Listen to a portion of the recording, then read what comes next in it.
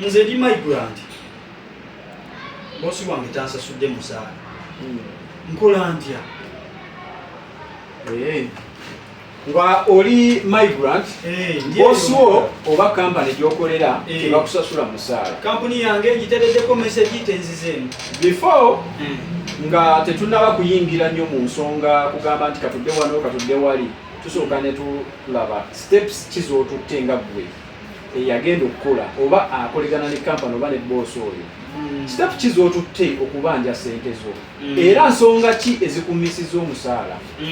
ensonga zo bwe tumala ozimanya ne tumanya nti weakness tebadde ku sayidi yo wabula eri ku sayidi ya boosi wo kitukakatako okusooka okwengejinga omuntu eyakuvunanyizibwako okubeera ng'ogenda mu kampani eyo tetutegeera oba ewa sponsor kyetutegeeza kampani eyakola ki eyakutambuza bwe tumala okwengejinga kampani eyo ne tuinterakitinga nayo ne tumanya either gwe wayogera nabo era bakuwa feedback ki era bo balina go forward ki in case nga tukizuula nti tewaliwo go forward yonna then we have to interact ne boss era naye tumanye obuzibu buvaawa lwaki adirenga salalewo lwaki takusasula bwe tukizuula nti ne boss just akikozesa nga bwebamanyi tayagala sasula then we have to engage amateeka neba bweyogera netuteekawo amateeka era netugagoberera nga tukozesa zi embassies tukozesa ministry kubanga ministry ya Labour wanekola era tuba tulina okwengejinga wamu okulaba nti omwana oyo afuna omusaala gwe afuna eddembe lye obufunze kino balina okukimanya tetwajja kulwanirira ddembe lyo ate kumalako balala mirembe kitegeeza nti buli muntu mu sekita ye alina okusigala nga alina ki kubanga ne boosi ajja kujja naye tumuomukozi kati nze boosi yajjako minbox yange nangamba nyamba yogerako n'omunauganda wundi lwaki muwe emmere tayagala kulya muzukusa ku makya genda onabe tayagala kunaaba tutuka tumubuuza omukozi lwaki boosi nga akuloopa ebintu tebigenda bulungi akukuba nti ne zijala kudda waka kitegeeza boosi naye ajja kuddukira eriffe kubanga akimanyi fe tuzze tukumontalinga kati nkitegedde bulungi nnyo Mr. Shidi wamu ne Mama Fahima looya wabakadama nti mu bintu byemusingira ddala okukola muteekawo mulina akawaayiro ke bayita guide and counseling kitegeeza nti buli muntu muwuliriza sayidi ye naye nga sinaba kutuuka awo ki ekinfuula mmemba wammwe nfuuka ntya singa mba njagala mbeera emmemba wammwe ebeera registration kyenagambye luli siina kyenzija nakyo nze kasita leta registration kiri kyenakugambye nti ofuna ewaka kitegeeza nti omwana w'omuzaala omuwa erinnya eyuraiti ye kati gwe wennyini olina ebikukwatako olina gy'ova olina kampani gy'oyitiddemu olina offisi gy'oyitiddemu waliwo passport ID number oba nini number ebyo bikulu nnyo oba tutegeera era details ezo zisigala ku offisi yaffe okugattako ekyo kiyambako ki nti inikesi tulina ebintu bye tulaba bantu bamanyi media yemala buli ki omwana ono tambuza video ogenda kitambuza mpakawo naye ffe wetulaba nti naluuge Amina afunye obuzibu tuteeka mu kompyuta information nekola ki netambula awo netudocumentinga mpaka nga tuvusizza ensonga batwira bamuvusa nsonga. Thank you so much Kyeyo Initiative Uganda wamu ne Kyeyo Associations Uganda okusinziira ku bakulu bano ababiri nga bw'owulidde Kyeyo Initiative Uganda wamu ne Kyeyo Associations Uganda bimu ku bibiina ebirwanirira eddembe ly'abakozi. Monitoring okumonitoringa omukozi kitandikira ddala waka muganda wange ampuliriza nawe mwennyini ogenda okutuuka ku offices zino relationship yo wetunulemu eri etya ne kampani yo omanya abaana bangi nnyo oluusi bajja ne balaajana nti kampani naye ng'oluusi kampani okuva lwe yagenda naye twagala tutegeera ekintu kimu nti oluusi buli muntu asobola okubeera bize naye naawe omukozi kikakatako okunoonya kampani yo ng'otuuse eri n'obategeeza embeera mw'oyita n'otambula nabo kubanga ojja baka abakulasiti naye ng'ekyamazima oluusi nabo balina bye bakwasaganya. So naawe mwennyini omukozi olina okufuba okulaba nga weerondoola nga tebalina bakulondoola. Ekyokubiri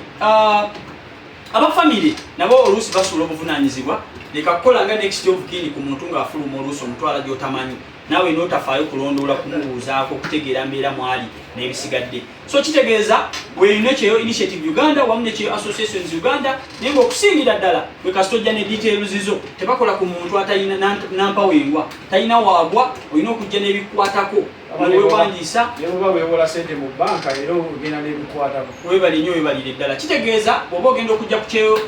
initiative uganda wamu nekyeyo associations uganda olina okukuŋŋaanya details zo oba ofulumye n'ogenda mawanga okukola olina okuba ne details kampuni yakutwala ng'ogimanyi olina okuba ng'oyise mu mitendeera n'ojja n'obawa details ekisigaza details ezo nti abakozi mu kyeyo initiative uganda oba kyeyo associations uganda ojja kwesanga nga bangi nabo bafuna ebizibu ng'omuntu omulala singa akeera enkya n'afunamu obuzibu abadde akutambulira okuba ne details kampuni yakutwala ng'ogimanyi olina okuba ng'oyise mu mitendeera n'ojja n'obawa details ekisigaza details ezo nti abakozi mu kyeyo initiative uganda oba kyeyo associations uganda ojja kwesanga nga bangi nabo bafuna ebizibu ng'omuntu omulala singa akeera enkya n'afunamu obuzibu abadde akutambulirako kitegeeza of course office esigaza details n'omulala n'afuna watandikira okutegeera ku nsonga zo nga bwe zibadde zitambula. Thank you so much. Mwebale kwagala nnyo kyeyo initiative uganda wamu ne kyeyo associations uganda era nga tubakubiriza mwenna okwewandiisa n'ebibiina by'abakozi muyite ku ma office gwali ewala. Mbadde njagala kubuuzaako ekibuuzo kino singa mba ndi Saudi Arabia oba ndi mu nsi yonna nga ndi wala sijja kusobola kujja ku ofiisi yamu banne nkikola ntya mbakubira simu how can you register me nga nzaali ene Saudi Arabia next of kin abamusikaawo kitegeeza wootali amala ebibamba biki byonna oba owooluganda lwo okitegedde ne bwaba mukwano gwasobola okujja naffe kyetufa information ekukwatako lwaki twewaza nnyo abantu okutulemerako ku online wano abafere baki bangi dadi Hashim ndi memba wa kyeyo ntegerekeka bulungi oba ndi mukulembeze mu kyeyo naye omutima gwange temugumanyi nga muyinza obutantegeera naye kikwetagisa okutuuka wano olabe kino wabukyenkya osobola okamaze namusanga nemuweereza sente jangu kitegeeza ffe ba migrants tukubirize nnyo family zaffe okutuukako ku office oba mukwano gwe ne waba mujjawo omuntu yenna eyayendoosinga ne bwaba mujjawo ng'asobola okujja natuwa information wano kiri nti atuuse wasobola enkyo okutunoonyeza oba ntegerekeka bulungi kuba tulina address yeriwa nesimu nsobola okunonya nga anti kati owembadde mbalagira bantu ffe tetujjako sente mu kuyamba ekitujjisaako registration oyo tusasula ekifo wano ate registration tesindikibwa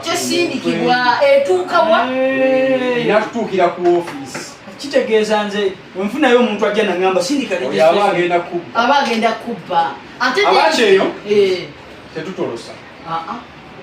abakyeyo tetusaba sente nti mpa sente nkuyambe bwenti so nga ate oli asobola okugamba omwana ono yambeererawo Dadi Hashim ankoledde buli kimu bw'oba ayagala kusiima Dadi Hashim nga ye musiime era ogambe nti musiime si kugamba nti ate Dadi Hashim nga yankolako nemusasula oba tomusasudde oba okoze eki oba osiimye okuyamba tebakusasula teri muntu Dadi Hashim asobola kusasula otulo twessaawa ebbiri tobaweeresezza era buli muntu yena alina ekirowooza nti asasula kumuyamba ne bweba eddakiika emu ey'omuntu osobola gisasula ate kakati mwe muli ku nsonga z'abakozi nkola ntya kyeyo initiative uganda ngituukirira n'entwala bakyeyo ng'ekitongole tetutwala kubanga abantu bangi nnyo baŋŋamba bannange kyeyo agala genda kwasebuddi kyeyo ng'ekitongole tetukola ki tetutwala wabula tukuyambako okulaga abantu abo abatuufu gw'obutabbibwa n'obutaferebwa era n'okugwa mu mikono emituufu gye tusobola okukwatagana nabyo enkya nga ffe abalwanirira eddembe okubasaba eddembe lyo tulina n'ekirala ekyo nja kukiremerako nnyo nze nabawa ssente zange tebansasula kubanga n'ejjo ly'abalamu waliwo eyali abanja ng'agamba tumuddize bajjanjaba omulwadde naye ng'ate ye tagenda tuddiza budde waffe tagenda tuddiza foomu zaffe tagenda tuddiza bigere bye twatambula kutwala kuba tulina ba office messengers tagenda tuddiza oba kitegeera ekintu ekyo kyeyo initiative uganda yentegedde bingi nnyo kitegeeza abakyeyo bayambako nnyo okusingira ddala kulwanirira ddembe lyo n'okutambulirako wajja owangaalira naye nga ensonga y'okutambula tebagiriimu nnyo wabula bayinza okukulagirira n'ogenda ku ministry n'osobola okufollowinga companies ezo gavumenti ziyawa license okulaba nga zitambuza bannayuganda ekyokubiri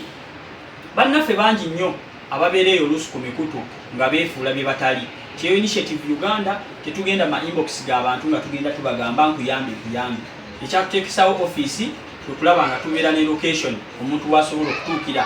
Office tulina emu, tulina offices okwetoloola ensi yonna nga tuyita mu bannaffe abo be tukolagana nabo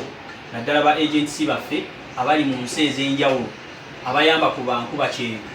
abo ba migrants abali mu nsi ez'ebweru. So gwe ayagala okufuna obuyambi mu Kyeyo Initiative Uganda, tonoonya muntu gumugenda mugundi kugamba nti omuntu najja mu inbox yo naga nti eraako ssente. Kyeyo Initiative Uganda si bweto bwekola, tulina offices ojja direct wano Ensambya. Gwe ayagala obanga ova mu kibuga okwetoloola ensi yonna osobola okujja mpaka n'obagamba ngenda Ensambya asooviramu awo ku sharing,